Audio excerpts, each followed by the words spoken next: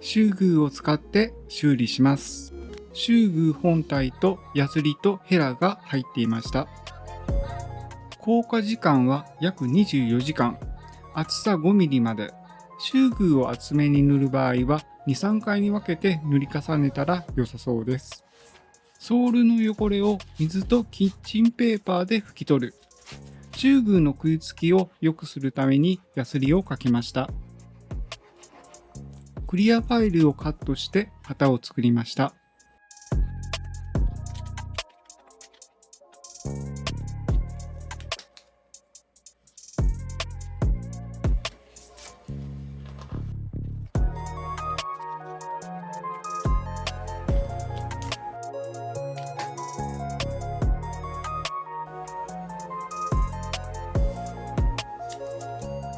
マスキングテープで固定する。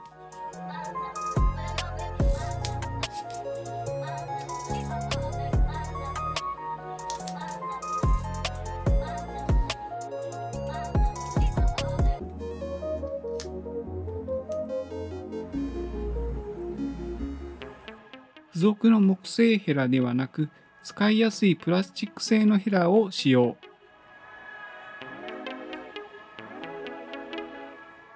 靴のソールには中が詰まったソリッドソールと中が空洞の中空ソールがあります。今回の靴は中空ソールだったので、内部にシューグーを流し込みました。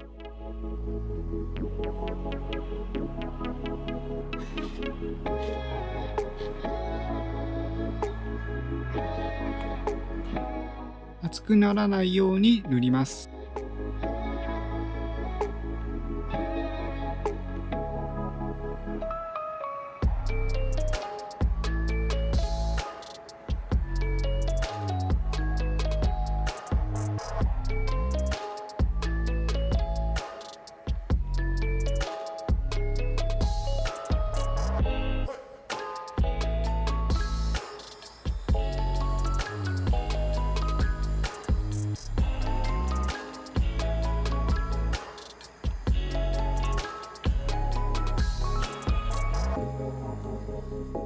シューグーが垂れないように水平に乾かす。乾燥後、側面が波打っていました。クリアファイルは型には向かなかったです。2回目を塗ります。靴を固定すると両手が使えて塗りやすかったです。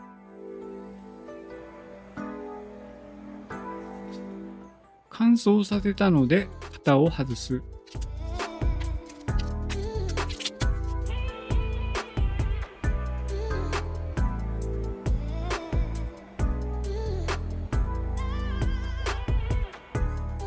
バリを取ります。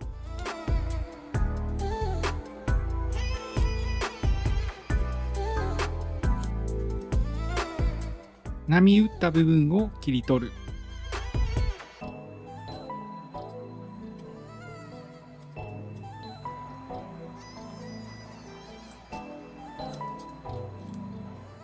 隙間ができていたので埋める。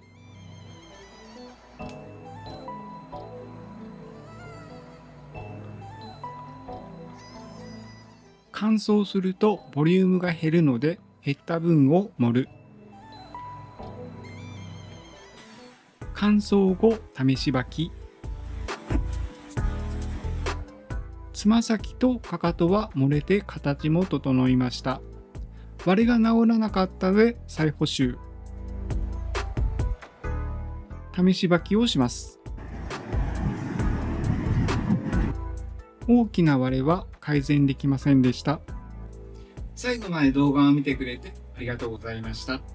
今回はシューグーでソールを修理しました。修理のポイント、工夫は粘り気が少ない分、細かい部分まで入りやすい反面、形が整えにくかったので、靴を台の上に置いて両手で作業するようにして何回かに分けて塗り分けしながら作業しました。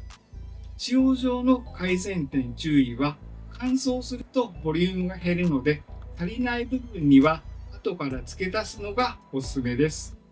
また、クリアファイルを型にすると表面が凸凹になったので違う素材が良さそうです。ソールの中が空洞になっている靴は早めに修理した方が安心ですし、シューズは匂いが強いため換気をしながら作業することをお勧めします。この動画が少しでも参考になったと思ったら、グッドボタンとチャンネル登録していただけるととても嬉しいです。それでは次回動画もよろしくお願いします。